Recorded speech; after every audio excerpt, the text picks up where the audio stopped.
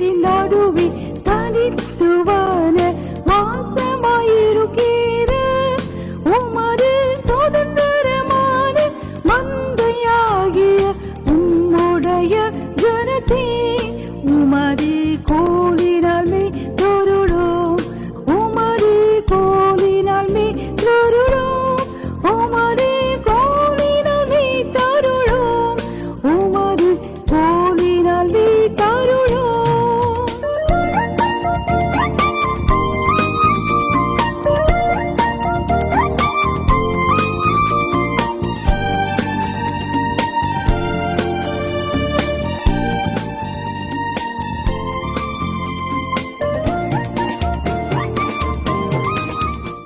போன வாரம் நம்ம பார்த்தோம் முதலாவது எது. நிறைய காரியங்கள் இருக்கு. இதுவா அதுவா எப்படி ப்ரியாரிட்டி செட் பண்ணுறது? முதலாவது எது? முதலாவது தேவனுடைய ராஜ்யத்தை அவருடைய நீதியையும் தேடுங்கள். எண்ணத்தை உண்போம், எண்ணத்தை உடுப்போம், எண்ணத்தை குடிப்போம், இதெல்லாம் அப்புறம் அது தேவன் பார்த்துக்குவார், கண்டிப்பாக செய்வார். அதுக்காக கவலைப்படாதீங்க. இந்த ரெண்டில் முதலாவது தேவனுடைய ராஜ்யத்தை தேடுங்கள். அதில் நம்ம எப்படி ப்ரியாரிட்டி செட்டப் பண்ணணும் அப்படின்னு சொல்லி ஒரு ஊக்க உரையாக, மோட்டிவேஷ்னல் டாக்காக ஒரு சில நிமிடங்கள் பிரியமானவர்களை பவர் பாயிண்ட் ப்ரிப்பேர் பண்ணி வந்து உங்களை காட்டணும். பிரியமானவர்களை நம்ம ஒரு இதான் முக்கியம், இதுவா அப்படின்னா இதான் முக்கியம் அப்படிங்கிற அந்த ப்ரியாரிட்டி. ஏன் இது நான் முக்கியம்னு சொல்கிறேன்? ஒரு 7 குறிப்புகளை கொடுத்தேன். Can somebody recollect it very quick. முதல்ல நமக்கு ஒரு கோல் வேணும். நம்ம ப்ரியாரிட்டியை செட் பண்ணோன்னா வகுப்பில் ஃபஸ்ட்டில் வரணும்னு எனக்கு ஒரு கோல் இருக்குது, இல்லை 100% எடுக்கணும்னு ஒரு கோல் இருக்குது. அப்போ தான் நான் ப்ரியாரிட்டியை செட் பண்ண முடியும். என்ன செய்யலாம், என்ன செய்ய வேண்டாம். அப்போ எனக்கு வாழ்க்கையில் ஒரு கோல் வேணும். எல்லாவற்றுக்கும் மேலான அல்டிமேட் கோல் என்னது? நான் பரலோகம் போய் சேரணும். ஸோ கோல் ஃபிக்ஸ் பண்ணிட்டீங்க. ரெண்டாவது வேல்யூஸ். இப்போ நான் எப்படி ஃபஸ்ட்டு வர்றது? காப்பி அடிச்சு வரலாமா, பிட் அடிச்சு வரலாமா, இல்லைன்னா எக்ஸாமினர்ஸுக்கு ஏதாவது பணம் கொடுத்து மார்க் போட வைக்கலாமா? அதெல்லாம் நான் செய்ய மாட்டேன். நான் படித்து மார்க் எடுக்கணும். ஒரு விழுமியம், ஒரு வேல்யூ செட் பண்ணுறேன். நான் படித்து மார்க் எடுக்கணும். இது என்ன மார்க் எடுக்கணுங்கிற என்னுடைய கோலு. அந்த கோலை ரீச் பண்ணுறதுக்கு எனக்கு வேல்யூஸ் தெரியும். பணம் சம்பாதிக்கணுங்கிறது என்னுடைய கோலு. நான் எப்படி பணம் சம்பாதிக்கணும்? பிக் பாக்கெட் அடித்து பணம் சம்பாதிக்கணுமா, கட்ட பஞ்சாயத்து நடத்தி பணம் சம்பாதிக்கணுமா, எப்படி பணம் சம்பாதிக்கணும்? லஞ்சம் வாங்கியா, இல்லை எனக்குன்னு ஒரு விழுமியம் இருக்குது. So we have to fix the values. அப்புறம் ஃப்ரேம் த வேல்யூஸ். மூன்றாவது அதுக்கு என்ன செய்யணும்? இப்போ நான் நல்லா படித்து மார்க் எடுக்கணும்னு யோசிச்சுட்டேன். எப்படி படிக்கணும், எப்படி ரிவைஸ் பண்ணணும், என்னென்ன வீட்டில் என்ன செட்டப் வேணும், நான் வந்து அந்த என்ன செய்யணும், இல்லை டியூஷன் போகணுமா, எப்படி படிக்க வரும், கிளாஸில் எப்படி கவனிக்கணும், எப்படி என் டைமை நான் பயன்படுத்தணும். So I find out or categorise the task. என்னென்ன செய்யணும் அப்படிங்கிறத ஃபைண்ட் அவுட் பண்ணுறேன். நான்காவது ஃபோக்கஸ் ஆன் கோர் இஷ்யூ. இப்போ எது முக்கியம்? மெய் வருத்தம் பாரார், கண் துஞ்சார், தெரியாதோ, பசி நோக்கார், செவி அருமையும் பாரார், எவ்வவர் தீமையும் மேற்கொள்ளார், கர்மமே. அது மட்டும் தெரிஞ்சுப்பா எல்லாருக்கும். கர்மமே கண்ணாயினார். அப்போ நம்முடைய டாஸ்க் மெய் வருத்தம் பாரார். சரீரம் வலிக்குதா, கஷ்டப்படுதா பார்க்க மாட்டார். மெய் வருத்தம் பசி நோக்கார், பசி எடுக்குதா யோசிக்க மாட்டார். பசி நோக்கார். கண் துஞ்சா, போய் படுத்து தூங்கிட்டு இருக்க மாட்டார். செவி அருமையும் பாரார், உட்கார்ந்து வேண்டாத கதை கேட்டுக்கிட்டு இருக்க மாட்டார். யாரு? கருமமே கண்ணாயினார். தன்னுடைய வேலையே ஃபோக்கஸாக இருக்கிறவர் மெய் வருத்தம் பாரார், பசி நோக்கார், கண் துஞ்சார், செவி அருமையும் பாரார், எவ்வளவு தீமையும் மேற்கொள்ளார். என்னது? கர்மமே கண்ணாயினார். அவன் நம்ம அழகாக இருக்கு பாருங்க. We should focus on the essentials.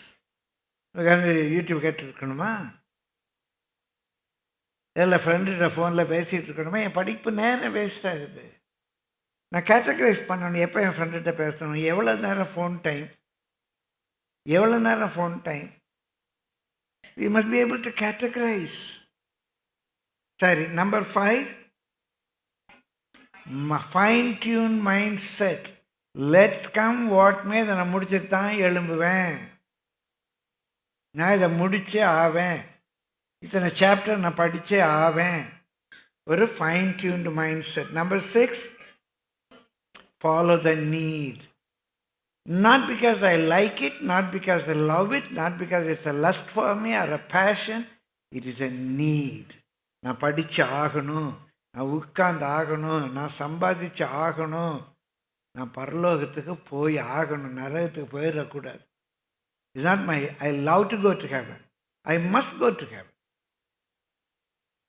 அதை நான் மிஸ் பண்ணிடக்கூடாது. மிஸ் பண்ணால் நரகம். நான் மிஸ் பண்ணிடக்கூடாது. It's not that I love heaven. That's my only choice. I must go to heaven. அப்போ நான் என்ன செய்யணும், என்ன செய்யக்கூடாது. So we must be able to follow the need. Number 7, fund your resources. Fund your resources. உங்கள் time எப்படி spend பண்ணுறது, உங்கள் நாலேஜ் எப்படி ஸ்பெண்ட் பண்ணுறது, அதை ரீச் பண்ணுறது. கச்சிதமான ஒரு ஒர்க் ஷாப் நான் பின்னால் வைக்கிறேன். நம்ம வாழ்க்கையில் நிறைய காரியங்களில் எது ஃபஸ்ட் அப்படின்னு செட்டப் பண்ண தெரியும். போன வாரம் ஒரு குறிப்பு படித்தோம். அதான் நான் முதலாவது சொன்னது. First seek the kingdom of God and its riches. உணவு தேவை, உடை தேவை, உறைவிடம் தேவை. It all shall be added and எல்லாம் எப்படியாவது கிடைக்கும். அவர் எப்படியாவது பிழைப்பூட்டுவார், எப்படியாவது வழி திறந்து தருவார். எப்படி வரும், எப்படி கிடைக்கும்னு தெரியாது, கிடைக்கும். நமக்கு தேவைன்னு அறிந்திருக்கிறார், கண்டிப்பாக அவர் செய்வார். நான் செய்ய வேண்டியது என்ன? தேவனுடைய ராஜ்யம் புசிப்பும் குடிப்பும் அல்லது நீதியும் சமாதானமும் பரிசுத்தாவியினால் உண்டாக சந்தோஷமாக இருக்குது. தேவனுடைய ராஜ்யம் அப்படின்னு சொன்னால் காட் இஸ் த கிங். அவருடைய அந்த ராயல்ட்டி, அவரை ஒரு கிங்காக அக்ரி பண்ணணும். இந்த king is a sovereign king. அவரால் எல்லாம் செய்ய முடியும்னு நான் நம்பணும். அந்த ராஜாவுடைய கான்ஸ்டியூஷன், அரசியல் சாசனம், அதில் பழைய ஏற்பாடு புதிய ஏற்பாடுலாம் கிடையாது. பிரியமானவர்களே, பழைய ஏற்பாட்டில் சொல்லப்பட்ட அத்தனையும் நியாயமான பிரமாணம். அந்த பிரமாணம் எல்லாம் எனக்காக கொடுக்கப்பட்டிருக்கு. அந்த பிரமாணத்தை நிறைவேற்ற எனக்கு கிருபை வேண்டும். பிரமாணத்துக்கு அடிமையாகல. பிரமாணத்தில் சொல்லியிருக்கனால நான் செய்யலை. அந்த பிரமாணம் எனக்காக கொடுக்கப்பட்டிருக்குது, நான் செய்கிறேன். எனக்காக தான், எனக்காக தேவன் தந்திருக்கார். நான் பரலோக ராஜ்யத்தை சுதந்திரிப்பதற்காக அந்த பிரமாணத்தை தந்திருக்கிறார். ஸோ அவரை கிங் அக்செப்ட் பண்ணுங்க, அவருடைய சவரின்ட்டியை ஒத்துக்கோங்க, அவருடைய கான்ஸ்டியூஷன் படி வாழ. கண்டிப்பாக நம்ம we must know what is first. இன்றைக்கு இன்னொரு காரியம், வாட் இஸ் ஃபஸ்ட் அப்படிங்கிறத உங்களோட கூட பகிர்ந்து கொள்ள போகிறோம். ஒரே ஒரு குறிப்பு தான். அநேக வசனங்களை அதோடு கூட சேர்த்து நம்ம பார்க்குறோம். நம்ம வாழ்க்கையில் இதுவா அதுவா அப்படிங்கும்போது முதலாவது எது அப்படின்னு சொல்லி இன்னொரு காரியத்தை நம்ம பார்க்குறோம். பிரியமானவர்களே, உங்களை அநேகருக்கு அது பிரயோஜனமாக இருக்கும். மத்தேயு 23ஆம் அதிகாரம், Matthew chapter 23, Matthew chapter 23. We shall quickly move on to verse 26. 26வது வசனத்தை வாசியுங்கள். குருடரான பரிசேயனே, குருடரான பரிசேயனே, போஜன பான பாத்திரங்களின் வெளிப்புறம் போஜன பான பாத்திரங்களின் வெளிப்புறம் சுத்தமாகும்படி அவைகளின் உட்புறத்தை முதலாவது சுத்தமாக்கு. அவைகளின் உட்புறத்தை முதலாவது சுத்தமாக்கு. முதலாவது எது? இந்த போஜன பாத்திரம். பிரியமானவர்களே, இந்த வெளிப்புறம் நல்லா கவனிங்க, ஆழமாக கவனிக்கும். வெளிப்புறம் சுத்தமாகும்படி, வெளிப்புறம் சுத்தமாகணும். இந்த வெளிப்புறம் சுத்தமாகும்படி முதலாவது உள்புறத்தை சுத்தமாக்கு. இந்த பாத்திரம்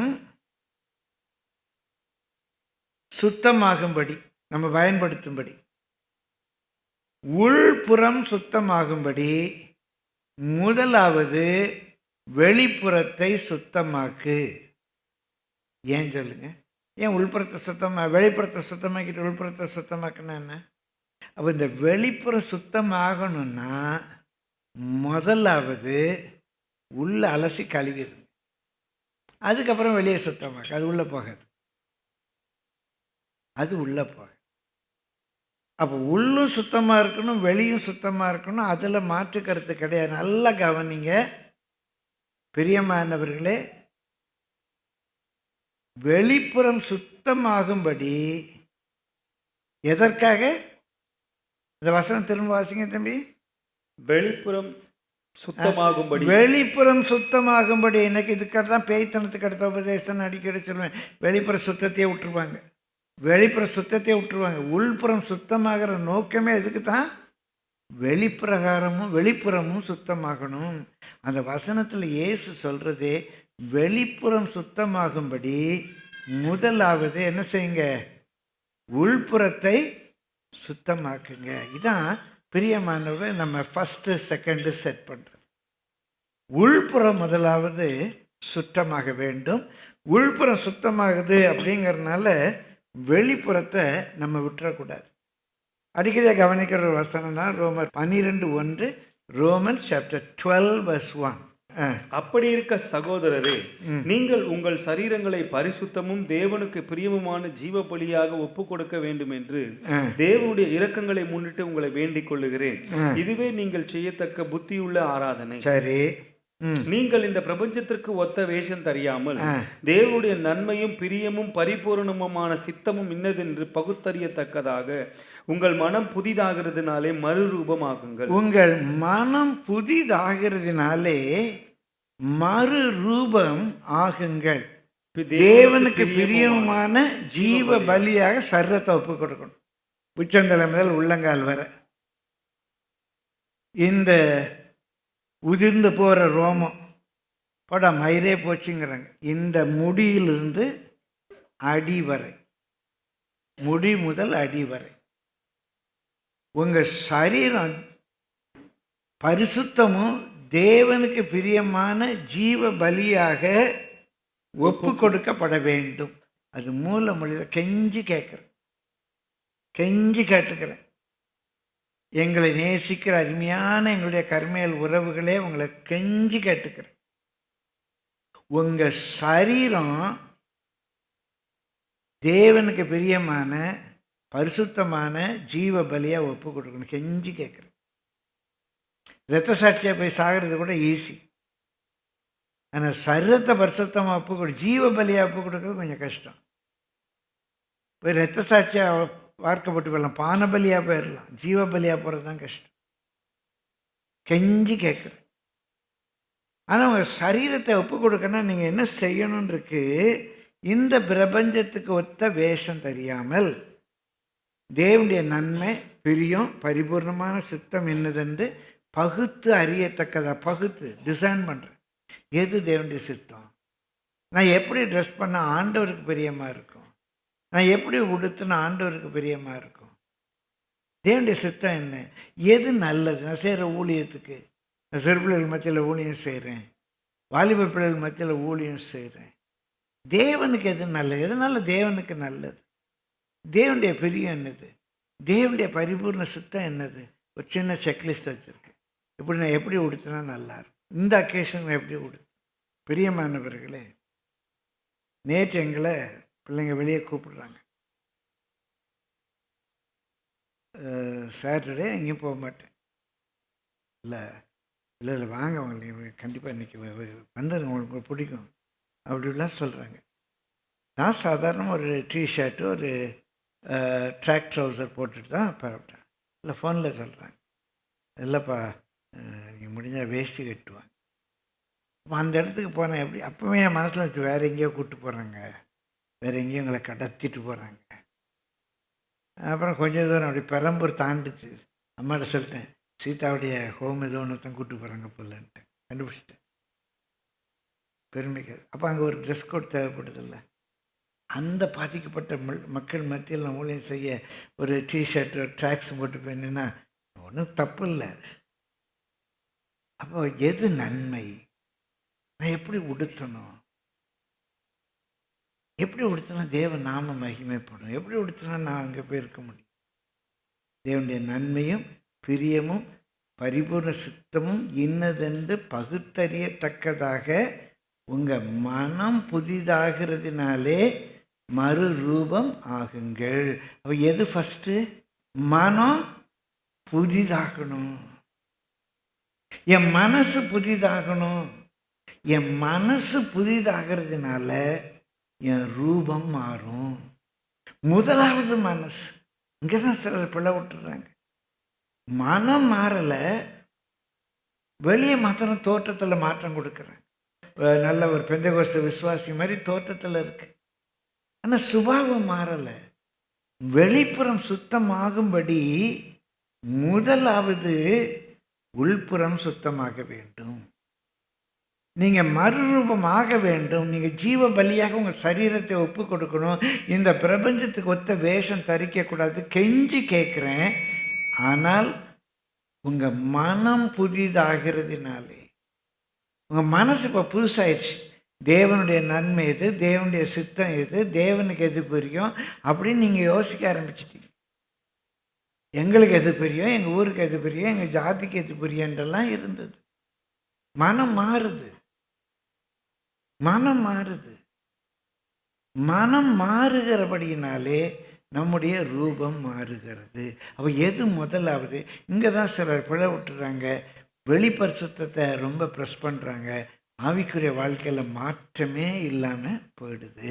வெள்ளை அடிக்கப்பட்ட கல்லறை, உள்ளே பார்த்தா எலும்பும் மாம்சமும் நாற்றமும் கிடக்குது. வெளியே வெள்ளை அடிச்சதுக்கு. அதனால தான் இன்றைக்கி அநேக இந்த ஆவிக்குரிய சபைகளை குறித்து, பெந்தகோஸ்து சபைகளை குறித்து ரொம்ப மோசமாக நினைக்கிறேன். சும்மா எல்லாம் வெள்ளை உடுத்திக்கிட்டு இருக்காங்க, ஒன்றும் இல்லை வாழ்க்கையில். ஏன்? உள்ளான பரிசுத்தம் ரொம்ப முக்கியமானது.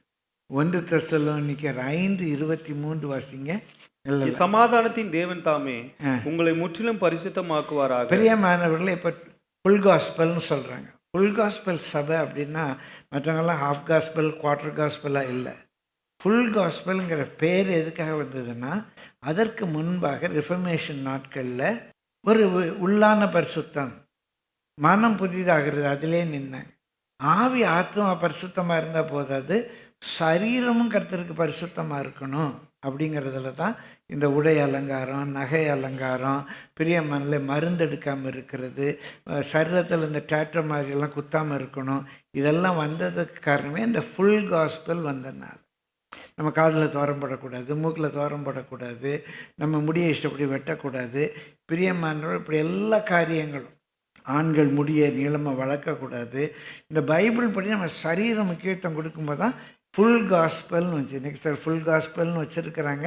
ஃபுல் காஸ்பல்னால் ஆவி ஆத்மா சரீரம் முழுவதும் பரிசுத்தமாக இருப்பது ஃபுல் காஸ்பல். என் Jesus is a salvation for my spirit, for my soul, for my body. என் சரீரத்தை நான் பிரபஞ்சத்துக்கு ஒத்து வேஷம் தரிக்க மாட்டேன். என் சரீரத்தை ஜீவ பலியாக ஒப்பு கொடுப்பேன். எனக்கு இந்த உலக வேஷம் வேண்டாம், உலக வேஷம் கடந்து போகும். பிரியமானவர்களே, இதுதான் ஃபுல் காஸ்பல். அங்கே நல்லா கவனிங்க. சமாதானத்தின் தேவன் தாமே உங்களை முற்றிலும் பரிசுத்தமாக்குவாராக. உங்கள் ஆவி ஆத்மா சரீரம் முழுவதும் நம்முடைய கர்த்தராகிய இயேசு கிறிஸ்து வரும்போது குற்றமற்றதாக இருக்கும்படி காக்கப்படுவதாக. இப்போ இந்த வசனத்தை நான் வாசிக்கிற ஒரு சின்ன மாற்றத்தோடு, அந்த மாற்றத்தை நீங்கள் எத்தனை பேர் கவனிக்கிங்கன்னு பார்க்கலாம். எல்லாம் எடுத்து வச்சுக்கோங்க. சமாதானத்தின் தேவன் தாமே உங்களை முற்றிலும் பரிசுத்தமாக்குவாராக. உங்கள் சரீரம் ஆத்மா ஆவி முழுவதும் நம்முடைய கர்த்தராகி இயேசு கிறிஸ்து வரும்போது குற்றமற்றதாக இருக்கும்படி காக்கப்படுவதாக. சின்ன வித்தியாசம் இருக்காரா? கவனிச்சிங்களா? இங்கே என்ன பைபிளில் போட்டிருக்கு? ஆவி ஆத்மா சரீரம். நான் எப்படி வாசித்தேன்? சரீரம் ஆவி ஆத்மான்னு வாசித்தேன். ரெண்டும் சரியா வேறுபாடு இருக்கா? நிறைய வேறுபாடு இருக்கா. என்ன வேறுபாடு? முதலாவது ஆவி. அந்த பரிசுத்தம் உங்கள் ஆவியில் ஆரம்பிக்கணும். உங்கள் ஆவியில் ஆரம்பிக்கிற பரிசுத்தம் நம்ம மேலே ட்ரிகோட்டமி பீயிங் எடுத்திருக்கிறோம். தேவன் ஆவியாக இருக்கிறார். ஆவியாக இருக்கிற தேவன் நம்முடைய ஆவியோடு கூட கம்யூனிகேட் பண்ணுறார். நம்ம உலகத்தின் ஆவியை பெறாமல் பரிசுத்தாவியை பெற்றிருக்கிறோம். இந்த பரிசுத்தாவி ஏன் ஆவியோடு கூட கம்யூனிகேட் பண்ணுறார். இப்போ ஏன் ஆவி என்ன செய்யுது? என்னுடைய ஆத்மா, என்னுடைய சைக்கி, என்னுடைய சுகி, என்னுடைய நாலேஜ், என்னுடைய அறிவு, என்னுடைய ஆசை, என்னுடைய விருப்பம், அதை என்னுடைய ஆவி இப்போ இன்ஃப்ளூயன்ஸ் பண்ணுது. என்னுடைய ஆவி என் ஆத்மாவை இன்ஃப்ளூயன்ஸ் பண்ணுது. என் ஆத்மா என் சரீரத்தை இன்ஃப்ளூயன்ஸ் பண்ணுது. யாருடைய காதும் எனக்கு திறம் போடு, எனக்கு திறம் போடு, எனக்கு திறம் போடு அப்படின்னா காது கேட்குது இல்லையே? காது கேட்கலையே.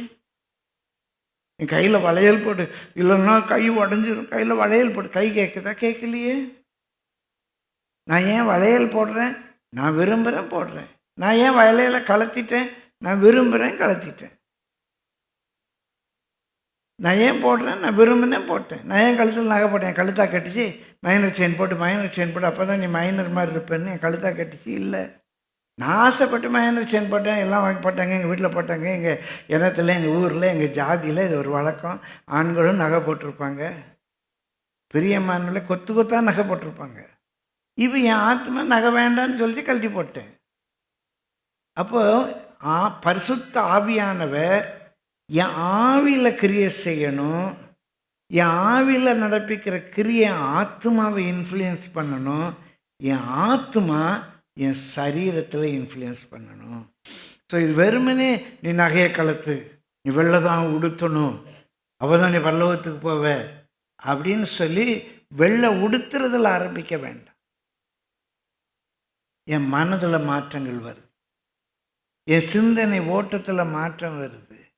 பிரியமானவர்கள், நான் அதை கொஞ்சம் சின்ன ஆவிக்குரிய பெருமையோட ஒரு அறிவியல் பின்னணியில் சொல்ல, ஒரு சயின்டிஃபிக் ரீசனில், வெள்ளை அப்படிங்கிறது ஒரு சிம்பிள் கலரில் இருக்கிறதுலே பிரைட்டஸ்ட் கலர் ஒயிட் தான்.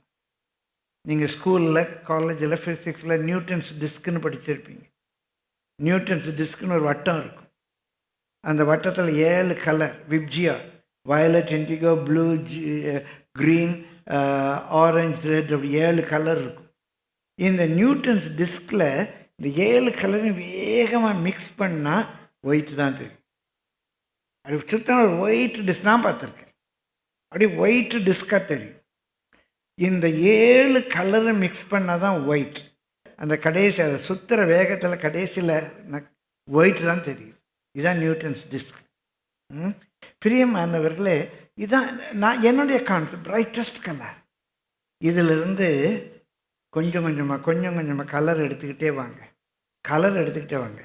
பிளாக்குங்கிறது ஒரு கலரே இல்லை, colourless. If there is no color, black will come. This is the brightest color. இப்போ இந்த வெண்முடை அப்படிங்கிறது என்னுடைய மனசில் வரணும். நீ வெள்ளை இடத்துல போடணும், அரிசி வேணும், கருப்பு போடுறேன், அது இல்லை. என் மனம் புதிதாக. ஏன் எனக்கு இது? அப்போ எங்கே ஆரம்பிக்கணும்? ஆவியில் ஆரம்பித்து அது ஆத்மாவை இன்ஃப்ளூயன்ஸ் பண்ணி அது சரீரத்தில் வெளிப்படும். ஆனால் சர்வபரிசுத்தம் மஸ்ட். அந்த பாத்திரத்தின் வெளிப்புறம் சுத்தமாகும்படி முதலாவது உட்புறத்தை சுத்தம் பண்ணு.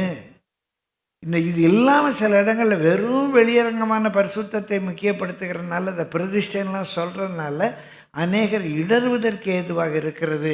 எல்லாவற்றையும் தெளிவாக நம்ம அறிந்து கொள்ள கர்த்தருடைய ஆவியானவர் நமக்கு உதவி செய்கிறார். பிரியமல்ல, வசனங்கள் எடுக்க நேரம் இல்லை, குறிச்சிக்கோங்க. யாத்திராகமம் 23ஆம் அதிகாரத்திலிருந்து 27ஆம் அதிகாரம் வரைக்கும் அந்த 5 அதிகாரங்களில் ஆசரிப்பு கூடாரம் செய்கிறத பற்றி சொல்லியிருக்கோம். ஆசரிப்பு கூடாரம் செய்கிறத பற்றி நீங்கள் 23ஆம் அதிகாரத்தில் பார்த்தீங்கன்னா, 23ஆம் அதிகாரத்தில் உடன்படிக்கை பெட்டியில் தான் அவர் ஆரம்பிப்பார். ஒரு சீத்தி மரத்தினாலே ஒரு உடன்படிக்கை பெட்டி செய்வாயாக, அதன் நீளம் இவ்வளோ இருக்கணும், அதன் அகலம் இவ்வளோ இருக்கணும்னு சொல்லி அவர் 23ஆம் அதிகாரத்தில் உடன்படிக்கை பெட்டியை பற்றி ஆரம்பிப்பார். 25ஆம் அதிகாரத்தில் பரிசுத்த ஸ்தலத்தில் செய்கிற மேஜையை பற்றி ஆரம்பிப்பார். பரிசுத்த ஸ்தலத்தில் செய்கிற பற்றிய மேஜையை பற்றி 27ஆம் அதிகாரத்தில் தான் பிரகாரத்தில் வைக்கிற பலிபீடத்தை பற்றி ஆரம்பிப்பார். 27ஆம் அதிகாரத்தில் நல்ல கவனிங்க. 23ஆம் அதிகாரம் உடன்படிக்கை பெட்டி, மகா பரிசுத்த ஸ்தலத்தில் இருக்கிற உடன்படிக்கை பெட்டி, அதில் தான் ஆண்டவர் ஆரம்பிக்கார். 2வது பரிசுத்த ஸ்தலத்தில் இருக்கிற மேஜை, மூன்றாவது பிரகாரத்தில் இருக்கிற அந்த பலிபீடம். ஒரு வரிசை இருக்கு. ஆனால் நம்ம உள்ளே போகும்போது பிரகாரம், பரிசுத்த ஸ்தலம், மகா பரிசுத்த ஸ்தலம், அவரோடு கூட ஐக்கியமாகிறோம். ஆனால் அவர் கிரியை செய்கிறது நம்முடைய ஆவி, நம்முடைய ஆத்மா, நம்முடைய சரீரம். உடன்படிக்கை பெட்டி, சமூகத்தை அப்ப வைக்கிற மேஜை, பலிபீடம், அவர் கிரியை செய்கிறது. நாம் அவரை அடைவது பிரகாரத்து வழியாக உள்ள போகிறோம். கர்த்தருடைய பரிசுத்த நாமத்துக்கு மகிமை உண்டாகுது. ஒரு வசனத்தை, அநேக தவறாய் புரிந்து கொள்ளக்கூடிய ஒரு வசனத்தை உங்களுக்கு வேகமாக சுட்டி காட்டுறேன். 1 தீமோத்தேயு 2ஆம் அதிகாரம், 1 Timothy chapter 2 from verse 9. வாசிங்க. 1 Timothy chapter 2 from verse 9. ஸ்திரீகளும் மயிரை பின்னுதலினாலாவது. மயிரை பின்னு. இப்போ நிறைய பேர் ரொம்ப வசனத்தை கீழ்படுகிறாங்கப்பா. சூப்பர் பிள்ளைங்க. வசனத்தில் போட்டிருக்க மயிரெல்லாம் பின்னப்படாதுன்னு சொல்லி அப்படின்னு மயிரை விரித்து போட்டே வர்றாங்க. என்ன வசனத்தை கீழ்ப்படுத்தல் பார்த்தீங்களா? அதான் வார்த்தை கொல்லும், ஆவியோ உயிர்ப்பிக்கும்னு இருக்கு. பிரியமானவர்களே, அங்கே மயிரை பின்னினாலாவதுங்கிறது அந்த நாட்களில் பிரியமானவர்களே எசேபேலை பற்றி சொல்லியிருக்கோம். ஷி டயர்டு ஹர் ஹேர் அப்படின்ட்டு. அந்த ஹேர் தமிழில் தன் தலையை சிங்காரித்துன்னு இருக்கும். பிரியமானது அது இங்கிலீஷில் ரொம்ப அழகாக இருக்கும். She tired her hair. அந்த முடியே டயர்ட் ஆயிடுச்சு, போட்டு செய்ததில் டயர்ட் ஆயிடுச்சு. அன்றைக்கு நான் ஒரு இதில் வாசித்தேன், 60 பின்னல் 70 பின்னல்லாம் பின்னி போடுவாங்க. அந்த தலைமயிரை வச்சு அலங்கரிக்கிறது. அடக்கத்துக்காக பின்னுவதல்ல, அதை போட்டு சும்மா பின்னி பின்னி தொங்க விடுறது. இந்த மாதிரி உட்காந்து வேலை பார்த்துக்கிட்டு இருக்காதீங்க. அதை மயிரை பின்னுதலினாலாவது, பொன்னினாலாவது, முத்துக்களினாலாவது, வேற பெற்ற வஸ்திரத்தினாலாவது. இதை ஒரு நாள் ஒரு பாப்பா வந்து, ஒரு பிள்ளை வந்து கேட்டுச்சு. எனக்கு ஊழியத்துக்கு வந்த புதுசில் அப்போ 10th படிச்சுட்டு இருந்தேன். எங்கள் சண்டே ஸ்கூல் ஸ்டூடெண்ட் 10th படிச்சுட்டு இருந்தேன். இப்போ நல்லா ஊழியம் செய்கிறேன். ஒரு நாள் அவங்க அப்பா, அவங்க பெரிய அதிகாரி என்கிட்ட கூப்பிட்டு வந்துட்டாங்க. பிரியமானவர்களே, அவள் என்கிட்ட ஓப்பனாக சொல்கிறேன், பைபிளில் போட்டிருக்காங்க, பொன்னினாலாவது முத்துக்களினாலாவது அலங்கரியாமல்னு போட்டிருக்குது. அப்போ சில்வர் பிளாட்டினெல்லாம் தப்பா, பிளாஸ்டிக் தப்பா? பைபிளில் ஸ்பெசிஃபிக்காக இருக்குது, பொன்னினாலாவது முத்துக்களினாலாவது அலங்கரியாமல். அப்போ சொன்ன வேதத்தை வியாக்கியானம் பண்ணும்போது எங்கே அண்டர்லைன் பண்ணணும், அங்கே பொண்ணு, முத்து, வைரம், வைடூரியம், வெள்ளி, வெண்கலம், பிளாஸ்டிக்கு, இமிட்டேஷன் அப்படியெல்லாம் போடலை. இன்றைக்கி நிறைய பேர் ரொம்ப பரிசுத்தம், பொன்னினாலும் முத்துக்களினாலும் அலங்கரிக்க மாட்டாங்க. திருமணம் என்று வந்துவிட்டால், ஐயோ பைபிளில் போட்டிருக்கு, பொண்ணு முத்துக்கள்லாம் கிடையாது, அதனால் இமிட்டேஷன் வாங்கி போட்டுக்குவாங்க. ஆரம்பமே போலி. கிலோ கணக்கில் போலி வாங்கி போடுவாங்க. கேட்டால் என்ன, ஒரு 500 ரூபா ஆக போகுது. கிலோ கணக்கில் வாழ்க்கையே போலி தான். பிரியமான அந்த நாட்களில் தான் ஊரில் ஒரு கல், சாதாரண கல் வச்ச கம்மல் போட மாட்டாங்க. சரி, அதெல்லாம் தப்பு, அதெல்லாம் இமிட்டேஷன். கல் தான் ஒரிஜினல் கல் வைக்கணும், சும்மா இதெல்லாம் போலி அப்படின்னு. அதுவும் கல்யாணத்துக்கு போடவே மாட்டாங்க. இன்றைக்கி நம்ம ஆட்கள் பொன்னினாலாவது முத்துக்களினாலாவது தானே போட்டிருக்கு, இமிட்டேஷன் கோல்டு போடக்கூடாதுன்னா போட்டிருக்கு அப்படின்னு சொல்லி இந்த பிளாட்ஃபார்மில் வைக்கிறாங்க பாருங்கள். அதை வாங்கி கல்யாணத்துக்கு போட்டுக்கிறாங்கங்க. ஐயோ பாவம். எங்கே அந்த பிள்ளை என்கிட்ட வந்து கேட்குது. நான் சொல்கிறது 85லனா இப்போ 2025 இப்போ எப்படி இருக்கும்? எவ்வளோ அறிவு வளர்ந்துருக்குல்ல. பொன்னினாலாவது முத்துக்களினாலாவது என்பது புறம்பான அலங்காரம் உங்களுக்கு அலங்காரமாக இராமல் விலையேற பெற்ற வஸ்திரத்தினாலாவது. பொண்ணு வெள்ளி ஒரு மெட்டலை குறிக்கும்.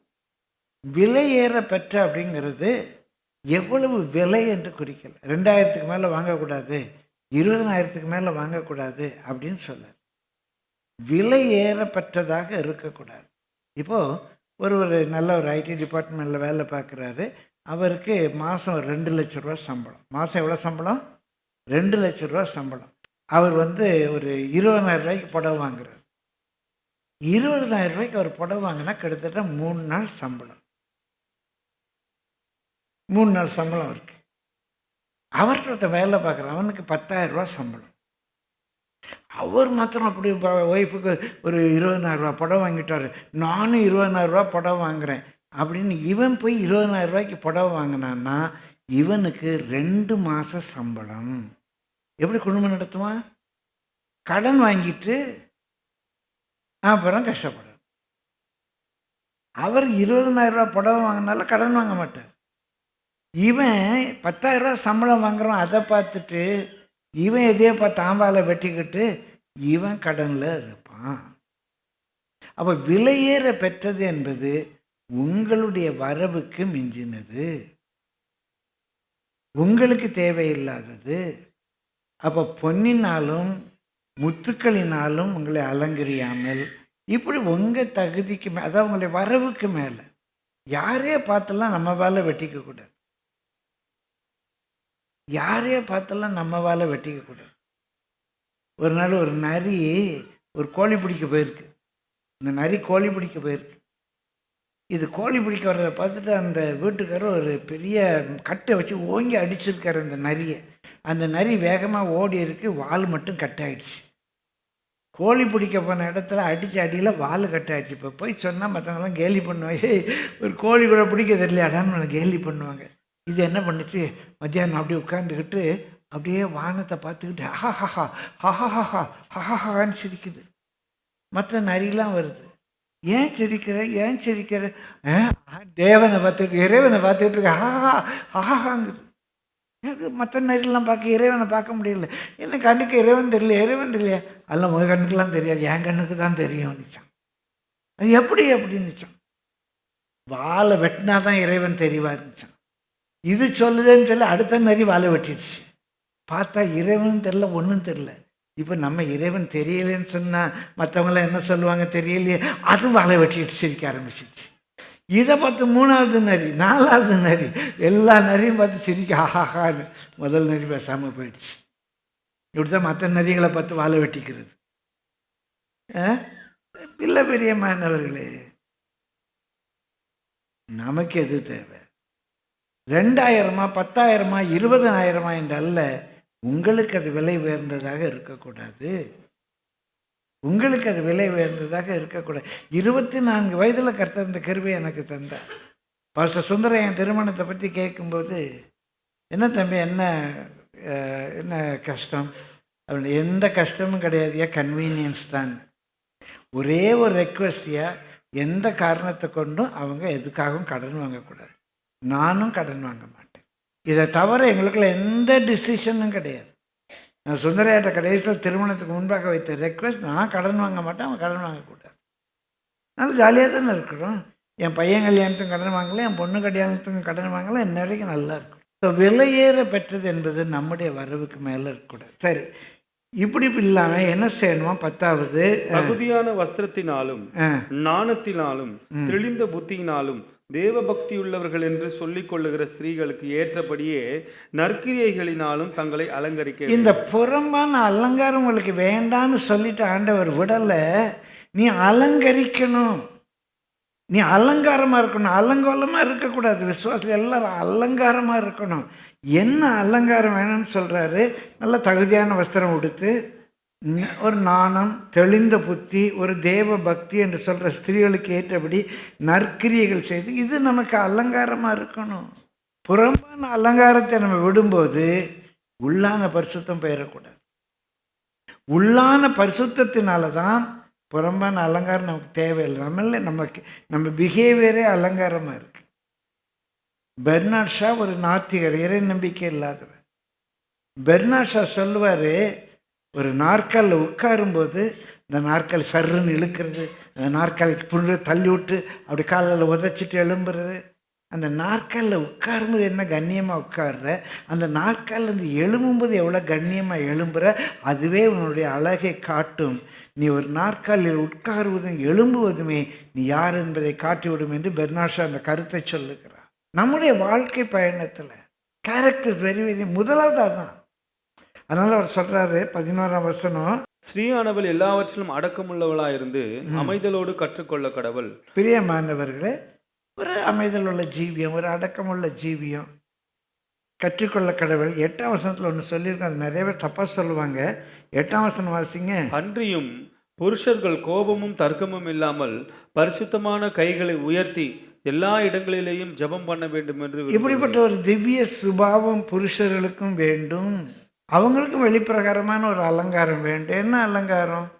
அவங்க நம்ம நல்லா எல்லா இடத்துலையும் ஜெபிக்கிறதுக்கு தகுதி உள்ளவர்களாக இருக்க வேண்டும். அப்போ நம்முடைய புறம்பான அலங்காரம் நமக்கு தேவை, அதற்கு உள்ளான அலங்காரம் முதலாவது தேவை. அதைத்தான் பேதுரு எழுதுறாரு. 1 பேதுரு 3ஆம் அதிகாரம் 3-4 வசனம் வேகமாய் வாசியுங்கள். மயிரை பின்னி பொன் ஆபரணங்களை அணிந்து உயர்ந்த வஸ்திரங்களை உடுத்திக் கொள்ளுதல் ஆகிய புறம்பான அலங்கரிப்பு உங்களுக்கு அலங்காரமாய் இராமல் அழியாத அலங்கரிப்பாய் இருக்கிற சாந்தமும் அமைதலும் உள்ள ஆவியாகிய இருதயத்தில் மறைந்திருக்கிற குணமே உங்களுக்கு அலங்காரமாய் இருக்க கடவது. அதுவே தேவனுடைய பார்வையில் விலையேற பெற்றது. அப்போ இந்த சுபாவம் மாற்றம் ரொம்ப ரொம்ப முக்கியம். ஆனால் அது வெளிப்பிரகாரமாகவும் ரிஃப்ளெக்ட் பண்ண வேண்டும். சுபாவத்தில் மாறிட்டு வெளிப்பிரகாரம் மாறல அப்படின்றல்ல. இல்லை வெளியே மாத்திர ஒரு பக்தியின் வேஷத்தை தரித்து சுபாவம் மாறாமல் இருக்கக்கூடாது. பிரியமானவர்களே, அந்த 1-2 வசனோட வாசிங்க. அந்தப்படி மனைவிகளே, உங்கள் சொந்த புருஷருக்கு கீழ்ப்படிந்திருங்கள். அப்பொழுது அவர்களில் யாராவது திருவசனத்துக்கு கீழ்ப்படியாதவர்களாய் இருந்தால் பயபக்தியோடு கூடிய உங்கள் கற்புள்ள நடக்கையை அவர்கள் பார்த்து போதனையின்றி மனைவிகளின் நடக்கையினாலேயே ஆதாயப்படுத்தி கொள்ளப்படுவார்கள். பிரியமானவர்கள், இங்கே மனைவிகளின் நடக்கையினாலேயே அந்த ஹஸ்பண்ட் ஆதாயப்படுத்தி கொள்ளலான்னு சொல்றாரு. இந்த கருத்தை தான் சிலர் தப்பாக பெண்கள் பிரசங்கம் பண்ணக்கூடாதுன்னு சொல்லுவாங்க. 1 தீமோத்தேயு 2:12 நம்ம வாசிக்கிறோம். அப்படியே வச்சுக்கோங்க. 1 தீமோத்தேயு 2:12 வாங்க. உபதேசம் பண்ணவும் புருஷன் மேல் அதிகாரம் செலுத்தவும் ஸ்திரீயானவளுக்கு நான் உத்தரவு கொடுக்கிறதில்லை. இங்க உபதேசம் பண்ணனா ஊழியத்தில் உபதேசம் பண்ணக்கூடாது, சர்ச்சில் உபதேசம் பண்ணக்கூடாது என்றல்ல. அங்கே பேதுருல வாசிக்க தெரியுது, போதனையின்றி உங்கள் நடக்கையினால. அந்த பொருள் என்னன்னா இன்ஸ்ட்ரக்ஷன். நீ ஹஸ்பண்ட் இப்படி செய்யணும், இப்படி செய்யணும், இப்படி நில்லு, இப்படி உட்காரு, இப்படி எலும்பு அப்படின்னு புருஷனுக்கு நீ இன்ஸ்ட்ரக்ஷன்லாம் கொடுக்க வேண்டாமா? நீ இப்படி போகாத, இப்படி வா, இப்படி செய்யு. இல்லைன்னா அவ்வளோதான், பூரிக்கட்டை. பாவம், எத்தனையோ பேர் நடுங்கிட்டு இருப்பாங்க. இப்படியெல்லாம் புருஷனுக்கு நீ போதனை செய்யாத. இப்படி வரணும், அங்கே நிற்காத, இங்கே நிற்காத, அப்படிலாம் நீ பேசாத. அவனுக்கு போய் நீ உபதேசம் பண்ணிக்கிட்டு இருக்காத. உன்னுடைய நடக்கை அவனை கர்த்தருக்கென்று ஆதாயப்படுத்த வேண்டும். உன்னுடைய நடக்கை அவனை கர்த்தருக்கென்று ஆதாயப்படுத்த வேண்டும். அதே போல் புருஷர்கள் உங்கள் மனைவியை கனமுள்ளவர்களாக எண்ணங்கள் இருக்கு, அவங்களுக்கு கனத்துக்குரியவர்களாக நினைங்கன்னு இருக்கு. அப்போ நம்முடைய நடக்கை இஸ் வெரி வெரி இம்பார்ட்டன்ட். முதலாவது அதான், வெளிப்புற பரிசுத்தமாக இருக்கும்படிக்கு முதலாவது உட்புறத்தை பரிசுத்தம் பண்ணுங்கள். பிரியமான ஒரு முக்கியமான வேத பகுதியை, ஒரு நீண்ட ஒரு வேத பகுதி, அந்த வேத பகுதியை வாசித்து நம்ம ஜெபிக்க போகிறோம். மார்க் 7ஆம் அதிகாரம் எடுத்துக்கோங்க. மார்க் 7ஆம் அதிகாரம் 1ஆம் வசனம். எருசலேமிலிருந்து வந்த பரிசேயரும் வேதப்பாரர்கள் சிலரும் அவரிடத்தில் கூடி வந்தார்கள். அப்பொழுது அவருடைய சீஷரில் சிலர் கழுவாத அசுத்த கைகளாலே போஜனம் பண்ணுகிறதை அவர்கள் குற்றம் கண்டுபிடித்தார்கள். கழுவாத அசுத்த கைகளினாலே போஜனம் பண்ணுகிறதை அவர்கள் குற்றம் கண்டுபிடித்தார். லூக்கா எழுதும்போது இயேசு கை கழுவாமல் சாப்பிட்டார்னு இருக்கும். மார்க் எழுதும்போது ஸ்பெசிஃபிக்காக எழுதுறாரு, சீஷர்கள் கழுவாத அசுத்த கையில் தான் அசுத்தம் இருக்குது, தூசி பட்டிருக்கும், அசுத்த கைகளோடு கூட போஜனம் பண்ணுகிறதை அவர்கள் கண்டு குற்றம் பிடித்தார்கள். லூக்காவில் சொல்லப்படும்போது இயேசு கை கழுவாமல் சாப்பிட்டாங்க. அப்போ ஒரு ஆர்கியூமெண்ட் வந்துச்சு. அந்த ஆர்கியூமெண்ட்டுக்கு தான் அவர் இப்படிப்பட்ட பதில் சொன்னார் அப்படிலாம் வரும். நம்ம தொடர்ந்து வாசிப்போம். மார்க் 7:3ஆம் வசனம். ஏனெனில் பரிசேயர் முதலிய யூதர் அனைவரும் முன்னோர்களின் பாரம்பரியத்தை கை கொண்டு, முன்னோருடைய பாரம்பரியம் என்பது முழுவதும் தவறல்ல. இந்த கை கழுவாமல் சாப்பிடக்கூடாது என்பது ஒரு மோசேயுடைய பிரமாணத்தில் கொடுக்கப்படலை. ஆனால் முன்னோர் அதை பின்பற்றி வர்றாங்க. முன்னோருடைய பாரம்பரியம் நல்லதானே, கை கழுவிட்டு சாப்பிட்றது ஹைஜீன். முன்னோருடைய பாரம்பரியத்தை கை கொண்டு அடிக்கடி கை கழுவினாலொழிய சாப்பிட மாட்டார்கள். அடிக்கடி கை கழுவினாலொழிய சாப்பிட மாட்டார். அப்பப்போ கை கழுவிட்டு அப்படி அடிக்கடி கை கழுவினாலொழிய சாப்பிட மாட்டார்கள். நல்லது. கடையிலிருந்து வரும்போதும் ஸ்நானம் பண்ணாமல் சாப்பிட மாட்டார்கள். அப்படியே செம்புகளையும் கிண்ணங்களையும் செப்பு குடங்களையும் மனைகளையும் கழுவுவதும் அல்லாமல் வேறு அநேக ஆச்சாரங்களையும் கை கொண்டு வருவார்கள். அநேக ஆச்சாரங்களை கை கொண்டு நல்லது. ஆனால் அது மோசையினுடைய பிரமாணத்தில் கொடுக்கப்படலை. நல்லது தானே, பாத்திரத்தை கழுவிட்டு சாப்பிட்றது நல்லது தானே. பிரியமானவர்களே, சில வேளை சில சயின்டிஃபிக் கொஸ்டின் வரும். இப்போ கடையிலேருந்து ஒரு பழம் வாங்கிட்டு வரோம், அந்த ஒரு மாம்பழம் வாங்குகிறோம். நல்லா கழுவிட்டு சாப்பிடு, கழுவாமல் சாப்பிடாத, நல்லா கழுவிட்டு சாப்பிடு. எவன்லாம் கை வச்சான்னு தெரியலை, என்னென்னலாம் கெமிக்கல் போட்டாங்களோ தெரியல, கழுவிட்டு சாப்பிடு. அப்படி நல்லதா கெட்டதா? என்ன சொல்கிறீங்க? நல்லது. அந்த தண்ணியில் என்னென்ன அசுத்தம் வருமா யாருக்கு தெரியுமா? டேங்கை கழுவி எவ்வளோ நாள் ஆச்சு யாருக்கும் தெரியுமா? தண்ணியில் என்னென்ன கெமிக்கல் சேர்த்து இருக்கும் தெரியுமா? ஆனால் கழுவுறோம்ல, கழுவுங்க, வேண்டாம்னு சொல்லலை. இன்னொரு பக்கம் இருக்குல்ல, நம்ம அதுக்காக டிஸ்டில்டு வாட்டரை யூஸ் பண்ணுறோம், இல்லை கொதிக்க வைத்து வடிகட்டின தண்ணீர்லையா கழுவுறோம்? டேப்பை திறக்கிறோம், கழுவுறோம். டேப்பை திறந்தோடனே டேப்பை திறந்ததும் அப்படி இருக்கும். ஆனால் என்னது, அது யார் கை வச்சானோ தெரியலை, கழுவு. அப்படி ஒரு அலசிட்டோன்னு ஒரு நிம்மதி. அது தப்பு இல்லை, ஆனால் வெறும் பாரம்பரியம் தான். இப்போ அவர் என்ன அங்கே செய்கிறாங்க, எல்லாத்தையும் கழுவுறாங்க. இப்படிப்பட்ட ஆச்சாரங்களை கை கொண்டு வருகிறார்கள். அப்பொழுது அந்த பரிசேயரும் வேத பாரகம் அவரை நோக்கி, உம்முடைய சீஷர்கள் முன்னோர்களின் பாரம்பரியத்தை மீறி ஏன் கை கழுவாமல் சாப்பிடுகிறார்கள் என்று கேட்டார்கள். அவர்களுக்கு அவர் பிரதித்திரமாக, இந்த ஜனங்கள் தங்கள் உதடுகளினால் என்னை கனம் பண்ணுகிறார்கள், அவர்கள் இருதயமோ எனக்கு தூரமாய் விலகி இருக்கிறது என்றும். இப்போ என்ன, உதட்டால ஸ்தோத்திரிக்கணுமா வேண்டாமா? உதட்டின் கனியாகிய ஸ்தோத்திர பலியை செலுத்தணுமா வேண்டாமா? செலுத்தணும். ஆனால் இருதயம் தூரமாக இருந்து ஸ்தோத்திரம் ஸ்தோத்திரம் ஸ்தோத்திரம் ஸ்தோத்திரம் ஸ்தோத்திரம் அப்படிங்கிறனால பிரயோஜனம் கிடையாது. ஒரு நாள் ஒரு சபைக்கு வெளியே நின்று, அங்கே ஒரு ஐயா பார்க்க போயிருந்தேன், வெளியே நின்று பேசியிருக்கேன். உள்ளே ஏதோ ஜபம் நடக்கு, பிரியமான இந்த மாதிரி மைக் அரேஞ்ச்மெண்ட்லாம் இல்லை. அந்த பாஸ்டர் என்ன சொல்கிறாருன்னு தெரியல. திறம் திறம் திறம் திறம் திறம் திறம், அப்புறம் அப்படியே அமைதியாக இருக்குது. திறம் திறம் திறம் திறம் திறம் திறம், எனக்கு புரியலை, என்னையா திறம் திறம் திறம் திறம்ங்கிறாங்க திடீர்னு அப்படின்னா. அங்கே மைக்கில் அவர் ஒரு ஜபக்குறிப்பை சொல்கிறார். பிதாவாகிய தேவனை ஸ்தோத்திரிப்போம், அவையெல்லாம் திறம் திறம் திறம் திறம் திறம், கர்த்தரை ஸ்தோத்திரிப்போம், திறம் திறம் திறம் திறம் திறம். இந்த ஸ்தோத்திரத்தினால பிரயோஜனம் கிடையாது. உன் உதட்டின் கனியாகிய ஸ்தோத்திரத்தினால பிரயோஜனம் கிடையாது. உன் இருதயம் கர்த்தருக்கு முன்பாக சரியாக இருக்கா? இப்போ அதை தான் அங்கே இயேசு கேட்குறாரு. பிரியமான உதடுகளினால் என்னை கனம் பண்ணுகிறார்கள், இருதயமும் எனக்கு தூரமாய் விலகி இருக்கிறது என்றும். மனுஷருடைய கற்பனைகளை உபதேசங்களாக போதித்து, இது மனுஷருடைய ஒரு கற்பனை, அதை ஒரு டாக்டரினா போதித்து வீணா எனக்கு ஆராதனை செய்கிறார்கள். இதை ஒரு ஆராதனை என்று நினைக்கிறது வீணு. குழந்தைக்கு பேப்டிசம் கொடுக்க சொல்லியிருக்கா? இல்லை, மனுஷருடைய கற்பனை. மனுஷருடைய கற்பனையை ஒரு டாக்டரினாக போதித்து, அது பேப்டிசம் கொடுத்தா தான் கோயிலுக்கு கொண்டு வரணும், தண்ணி தெளித்து பேப்டிசம் கொடுக்கணும், அதுக்கு ஒரு காட் ஃபாதர் வேணும், ஒரு காட் மதர் வேணும். உறவுகள் நமக்காக ஜெபிக்கிறது நல்லது, நமக்காக இந்த குழந்தைக்காக பெற்றோர் மாத்திரமல்ல, உறவுகள் ஜெபிக்கிறது நல்லது. ஆனால் அதை ஒரு செரிமனி ஆக்கி, என்னுடைய காட் ஃபாதருக்காக கர்த்தரை ஸ்தோத்திரிக்க, அவர் எனக்கு முன்னால் பெந்தகோஸ்ட் ஆகிட்டார். எங்கள் அம்மா சரி, என்னுடைய காட் ஃபாதர், அவர் நல்ல விசுவாசி, பெரிய போலீஸ் அதிகாரி, நல்ல விசுவாசி. நான் நினச்சேன் அவர் ஜெபிச்ச ஜெபம் தான் நானும் விசுவாசி ஆகிட்டேன்னு. நம்ம ஜெபிக்கிற தப்பு இல்லை, ஆனால் அதை உபதேசங்களாக போதித்து எனக்கு வீணாய் ஆராதனை செய்கிறார்கள் என்று எழுதியிருக்கிற பிரகாரம் மாயக்காரராகிய உங்களை குறித்து ஏசாயா நன்றாய் தீர்க்க தரிசனம் சொல்லியிருக்கிறான். நீங்கள் தேவனுடைய கட்டளையை தள்ளிவிட்டு மனுஷனுடைய பாரம்பரியத்தை கை கொண்டு வருகிறவர்களாய் கிண்ணங்களையும் செம்புகளையும் கழுவுகிறீர்கள் மற்றும் இப்படிப்பட்ட அநேக சடங்குகளையும் அனுசரித்து வருகிறீர்கள் என்றார். பின்னும் அவர் அவர்களை நோக்கி, நீங்கள் உங்கள் பாரம்பரியத்தை கை கொள்ளும்படிக்கு தேவனுடைய கட்டளையை வியர்த்தமாக்கினது நன்றா இருக்கிறது. எப்படி நன்றா இருக்கிறதுங்கிறது இதை வச்சும் பிசாசு உபதேசம் சொல்லும். ஏசு என்ன சொன்னாரு? பின்ன அவர்கள் நீங்கள் உங்கள் பாரம்பரியத்தை கை கொள்ளும்படிக்கு தேவனுடைய கட்டளைகளை வியர்த்தமாக்குகிறது நன்றாய் இருக்கிறது. நல்லதா கெட்டதா?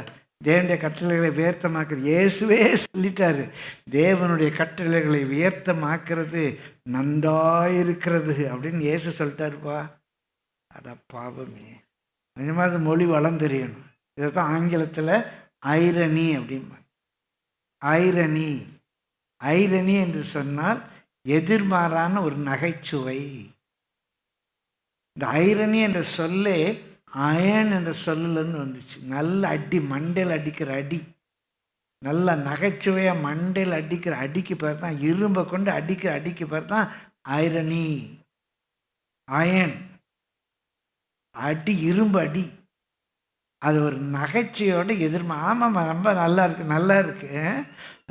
குழந்தை ஞானஸ்தானமா ரொம்ப நல்லா இருக்கு, நல்லா இருக்கு. தேவன் விசுவாசம் உள்ளவருக்கு ஞானஸ்தானம் எடுனா குழந்தைக்கே கொடுத்துறீங்களா, ரொம்ப நல்லது நல்லது அப்படின்னு ஒரு எதிர்மாறான கருத்தை நகைச்சுவையோடு சொல்லுவது ரொம்ப நன்றா இருக்குது அப்படின்னு சொல்றாரு. 13ஆம் வசனத்துக்கு வேகமாக வாங்க. நீங்கள் போதித்த உங்கள் பாரம்பரியத்தினால் தேவ வசனத்தை அவமாக்குகிறீர்கள், இது போலவே நீங்கள் மற்றும் அநேக காரியங்களையும் செய்கிறீர்கள் என்று சொன்னார். பின்பு அவர் ஜனங்கள் எல்லோரையும் வரவழைத்து அவர்களை நோக்கி, நீங்கள் எல்லோரும் எனக்கு செவி கொடுத்து உணருங்கள். மனுஷனுக்கு புறம்பே இருந்து அவனுக்குள்ளே போகிறதொன்றும் அவனை தீட்டுப்படுத்த மாட்டாது. அவன் உள்ளத்திலிருந்து புறப்படுவீர்களே அவனை தீட்டுப்படுத்தும். கேட்கிறதுக்கு ஒருவன் காதுள்ளவனாயிருந்தால் கேட்க கடவன் என்றார். அவர் ஜனங்களை விட்டு வீட்டுக்குள் பிரவேசித்த போது அவருடைய சீஷர்கள் அவர் சொன்ன உண்மையை குறித்து அவரிடத்தில் விசாரித்தார்கள். கேள்வி வருது, உள்ள போறது ஒன்றும் நம்ம சரீரத்தை தீட்டுப்படுத்தாதா? என்ன ஆண்டவர் அப்படி சொல்லிட்டீரு, இந்த மிருகத்தை சாப்பிடக்கூடாது, இந்த மிருகத்தை சாப்பிடக்கூடாது, இது தீட்டு உள்ளது, கை கழுவாமல் சாப்பிடக்கூடாதுலாம் சொல்லியிருக்குதே. அப்போ தீட்டு உள்ளே போகிறது ஒன்றும் நம்மளை தீட்டுப்படுத்தாது, என்ன ஆண்டவரே சொல்றீரு அப்படின்னு அவர்கிட்ட போய் கேட்குறாங்க. அதற்கு அவர், நீங்களும் இவ்வளவு உணர்வில்லாதவர்களா? எப்பா நான் சொல்லப்பா, இயேசு சொல்கிறாருப்பா, நீங்களும் இவ்வளவு உணர்வில்லாதவர்களா? புறம்பே இருந்து மனுஷனுக்குள்ளே போகிறது ஒன்றும் அவனை தீட்டுப்படுத்த மாட்டாது என்று நீங்கள் அறிந்து கொள்ளவில்லையா? புறம்பே இருந்து மனுஷனுக்குள்ளே போகிற ஒன்றும் அவனை தீட்டுப்படுத்த, என்னத்தை சாப்பிட்டாலும் தீட்டுப்படுத்தாது. அது அவன் இருதயத்தில் போகாமல் வயிற்றிலே அது இருதயத்துக்குள்ள போகாது. அந்த மனுஷனுடைய இருதயத்துக்குள்ள போகாது. எங்க போகும்? அதிலிருந்து வயிற்றுக்குள்ளதான் போகும். அதிலிருந்து எல்லா போஜனங்களின் அசுத்தங்களையும் கழிக்கிற ஆசன வழியாய் நீங்கி போகும். எல்லா போஜனங்களையும் அசுத்தங்களையும் கழிக்கிற ஆசன வழியாய் நீங்கி போகும். அதுக்கு போகணும்னா உங்கள் immunity, anti accident system, toxins, அந்த அசுத்தத்தெல்லாம் வெளியே தள்ளுற சிஸ்டம் வயத்தில் ஒழுங்காக இருக்கணும். உங்கள் சரீரம் ஒழுங்காக இருந்துச்சுன்னா என்ன அசுத்தம் சாப்பிட்டாலும் சரி வெளியே போயிடும். அந்த நோய் எதிர்ப்பு சக்தி நமக்கு இருக்கணும். இருக்கு, ஆண்டவரே கொடுத்துருக்காரு. நம்ம கெடுத்துக்கிறோம். நம்ம சரீரத்தில் நோய் எதிர்ப்பு சக்தி இருக்குது. எங்கள் ஊரில் ஒரு பழமொழி சொல்லுவாங்க, கையில் ரெண்டு நல்ல மிளகு இருந்தால் சத்துரு வீட்டில் போய் சாப்பிட்டு வரலான்டாமா. கையில் 2 நல்ல மிளகு இருந்தால் சத்துரு வீட்டில் போய் சாப்பிட்டு வரலான்டாமா. வேற ஒன்றும் இல்லை, என்ன விஷம் கொடுத்தாலும் இந்த 2 மிளகை சாப்பிட்டோம்னா அந்த டாக்ஸின்லாம் போயிடும் அப்படின்னு ஒரு நம்பிக்கை. அதான் 2 மிளகு, நல்ல மிளகு இருந்தால் சத்துரு வீட்டில் போய் கூட சாப்பிட்டு வரலாண்டா அப்படிமா. இப்போ அவர் சொல்றது, இந்த சாப்பாடு நம்ம உடம்புக்கு போகும், உடம்பு சரியாகலைன்னா உடம்பு கெடும். ஆனால் மனுஷங்கிறவன் உடம்பு அல்ல, அவன் மனசு, அவன் ஹார்ட், அவன் இருதயம். இருதயம் இந்த கார்டியாக் பீஸ் அல்ல, அவன் எண்ணம். நான் சாப்பிட்ற சாப்பாடு என் எண்ணத்துக்குள்ளே போகாது. நான் மனுஷன், இந்த ஆத்மியை கெடுக்கிறது, நல்லா கவனிங்க, இந்த சரீரத்தை கெடுக்கிறது நான் சாப்பிட்ற சாப்பாடு. பெரியம்மாள் இந்த சரீரத்தை கெடுக்கிறது நான் சாப்பிட்ற சாப்பாடு. இப்போ பிரியாணி கண்டுபிடிச்சதே கோரேஸ். பைபிள் இருக்கலாம் கோரேஸ், சைரஸ் ராஜா. அவன் மற்ற நாடுகளுக்கு பாபிலோனுக்கு விரோதமெல்லாம் முற்றுகை போடுறான்.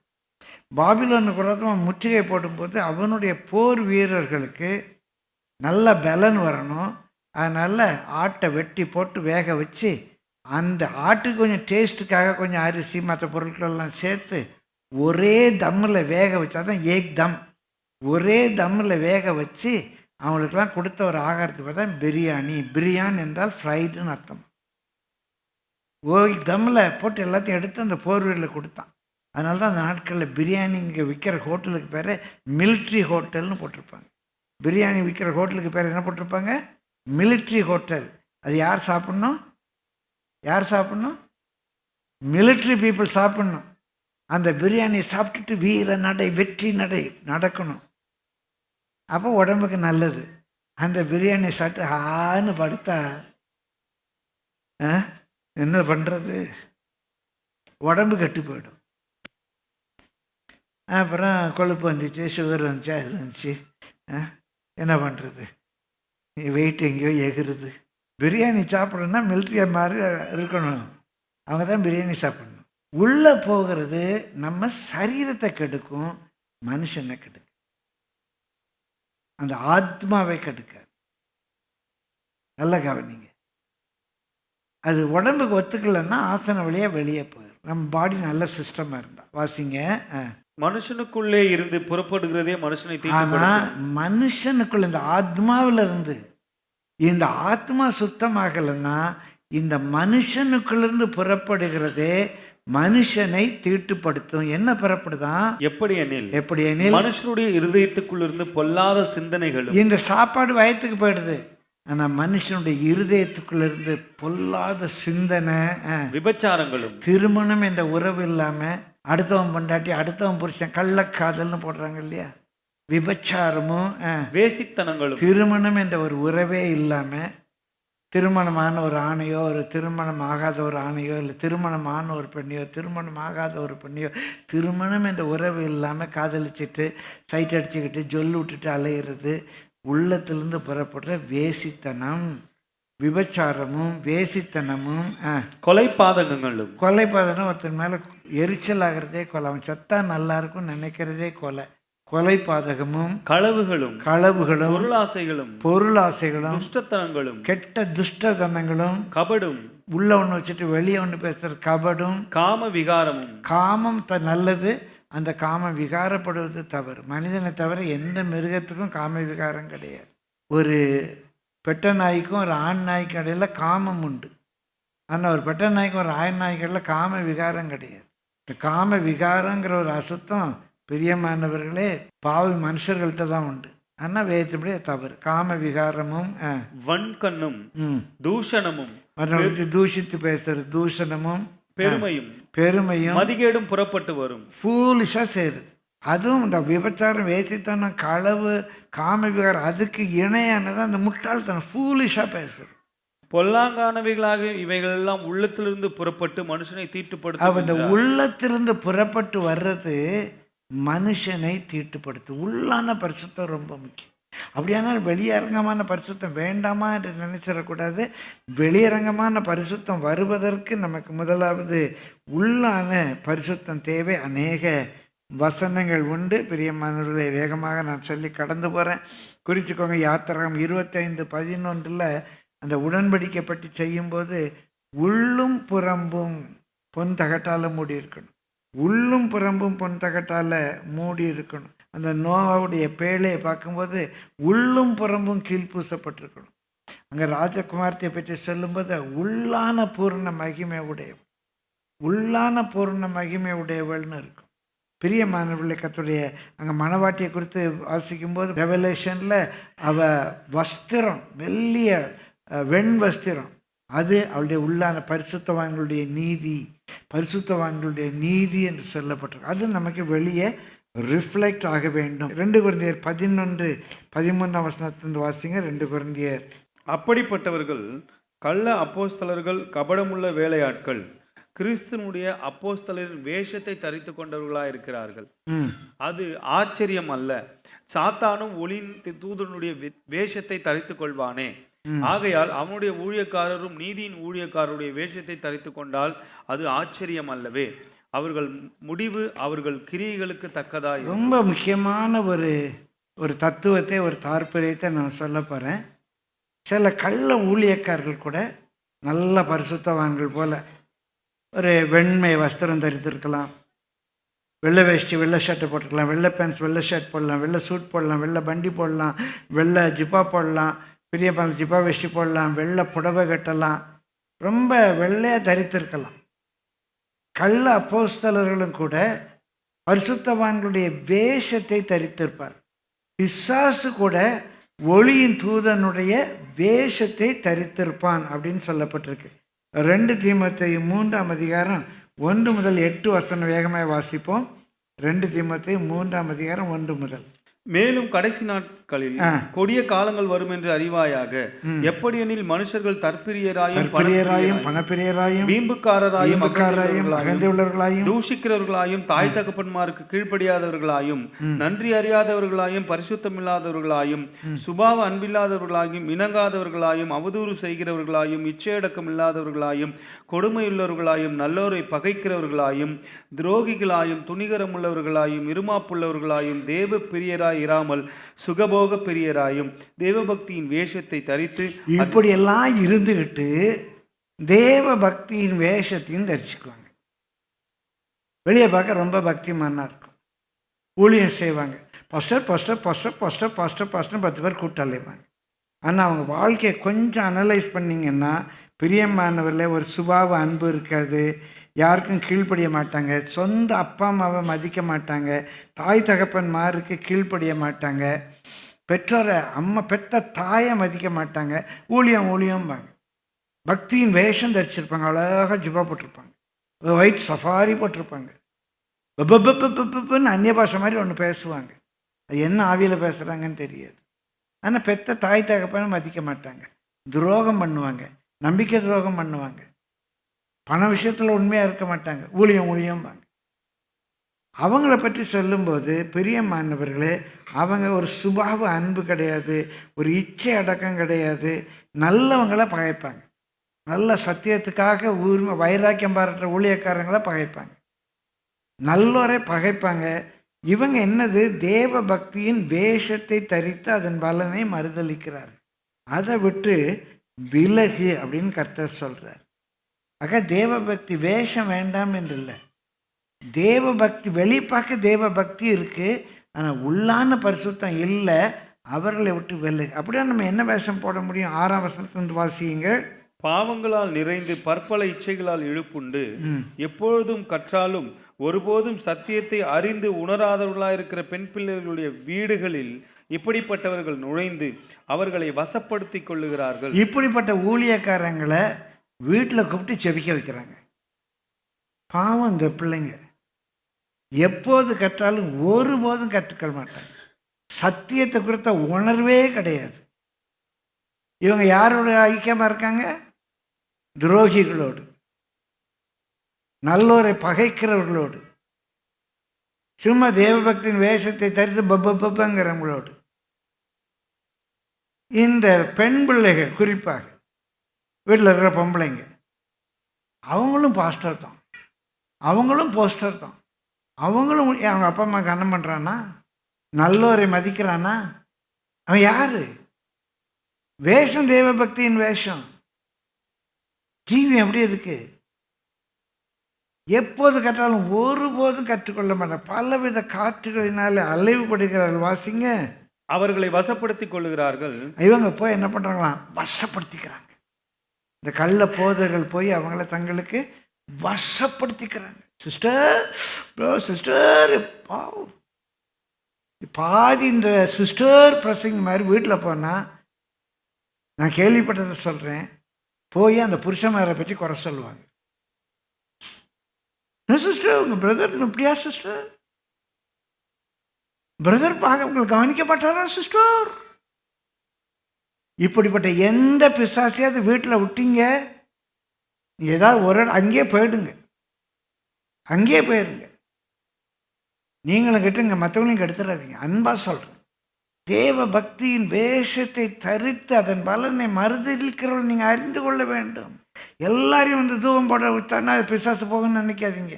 பிசாசே வந்து தூவம் போட்டால் பிசாசு போயிடுமா? பாருங்க எவ்வளோ தெளிவாக சொல்லியிருக்குது. இப்படிப்பட்டவர்கள் வீட்டில் நுழைந்து அவர்களை வசப்படுத்தி கொள்ளுகிறார்கள். அப்படியே அவங்கள பக்கம் சேர்த்துக்குவாங்க. அப்புறம் வந்து பிட் போடுவாங்க. சிஸ்டர் ஜெபம் பண்ணுங்க, ஜூனில் பிள்ளைக்கு ஃபீஸ் கட்டணும், ஜெபிங்க சிஸ்டர், ஜெபித்துக்காக சொல்கிறேன் சிஸ்டர். இந்த பிரதர்ஸ் மயங்கிறத விட இந்த மாதிரி கள்ள புதட்ட சிஸ்டர்ஸ் ரொம்ப மயங்குவாங்க. ஜாக்கிரதையாக இருக்கணும். ஒரு முக்கியமான காரியத்தை பார்க்குறோம். 8ஆம் வசனம், யன்னேயும் யம்பிரேயும் மோசேக்கு எதிர்த்து நின்றது போல இவர்களும் சத்தியத்துக்கு எதிர்த்து நிற்கிறார்கள். இவர்கள் துர்ப்புத்தி உள்ள மனுஷர்கள், விசுவாச விஷயத்தில் பரீட்சைக்கு நில்லாதவர்கள். விசுவாச விஷயத்தில் பரீட்சைக்கு நில்லாதவர்கள். இப்போ 2+3 என்னது சொல்லுங்க சத்தமா? 5. 3+2, 2+3னாலும் 5 தான், 3+2ன்னு சொன்னாலும் 5 தான். அதுக்கு பேர் காமிட்டேட்டிவ். ஆனால் கணக்கில் எல்லாமே காமிட்டேட்டிவ் கிடையாது. இப்போ 3 × 2 எவ்வளவு? 6. 2 × 3 ரெண்டும் 6 தான்.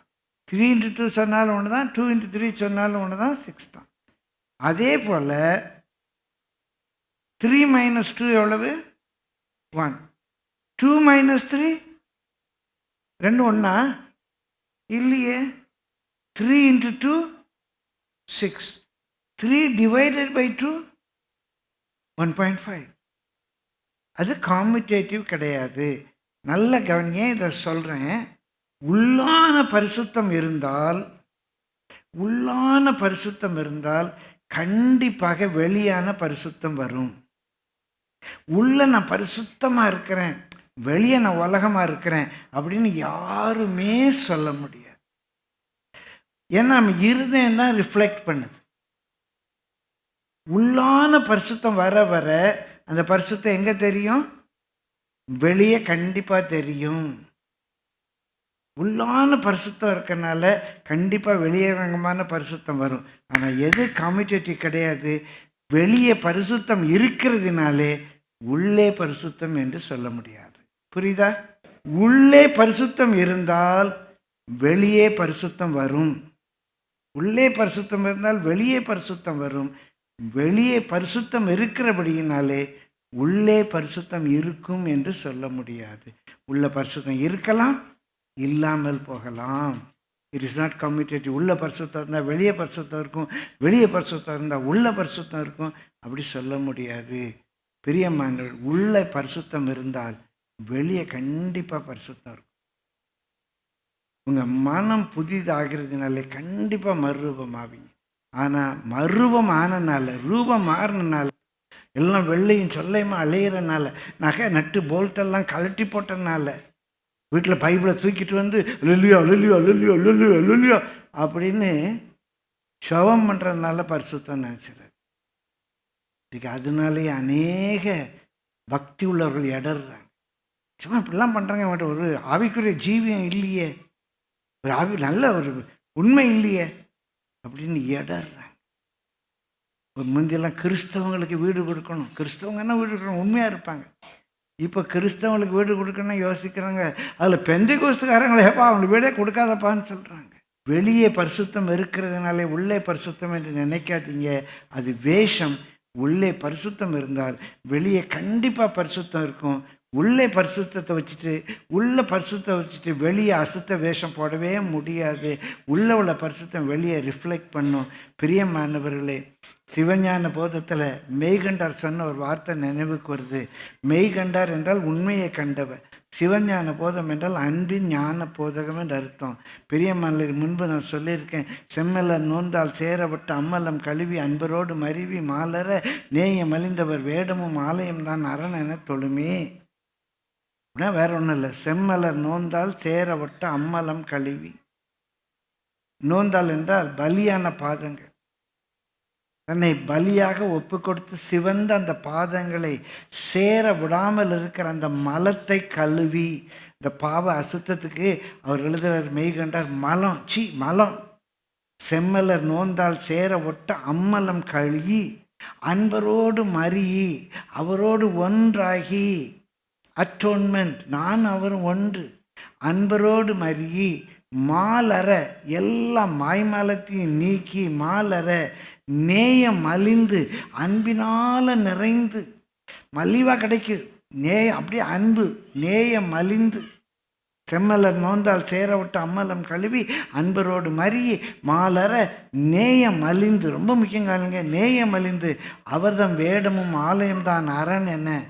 என் தோற்றம், என் வேஷத்தை பார்த்தா நான் அவரை போல இருக்கணும். அவர்தம் வேடம், அந்த பலியாகி சிவந்த பாதங்களை உடைய அவருடைய வேடம் எனக்கு வேணும். அவர் என்னை பார்த்தா அவரை பார்த்த மாதிரி இருக்கும். அவர்தம் வேடமும் ஆலயம்தான், என் மனசு அவர் தங்குகிற ஆலயமாக இருக்கணும். வெளி தோற்றமும் அவரை மாதிரி இருக்கணும், என் மனசுலையும் அவர் இருக்கணும். அவர்தம் வேடமும் ஆலயம்தான் அரணன். அரண்னா அங்கே ரூல், அதான் ரூல். அரணனை தொழுமே, அதை ரூலாக வச்சுக்கிட்டு அவரை தொழுக செய் அப்படின்னு சொல்லி. என் வேஷத்தை பார்த்தா நான் கர்த்தருடைய பிள்ளையாக இருக்கணும். என் இருதயத்தை பார்த்தா அவர் தங்குகிற ஆலயமாக என் இருதயம் இருக்கணும். அந்த நிலையில் நாம் அவரை தொழுது கொள்ளணும். அதில் முதலாவது உங்கள் உள்ளான பரிசுத்தம். உங்கள் உள்ளான பரிசுத்தம், அதனுடைய விளைவு உங்களுடைய புறம்பான பரிசுத்தம்.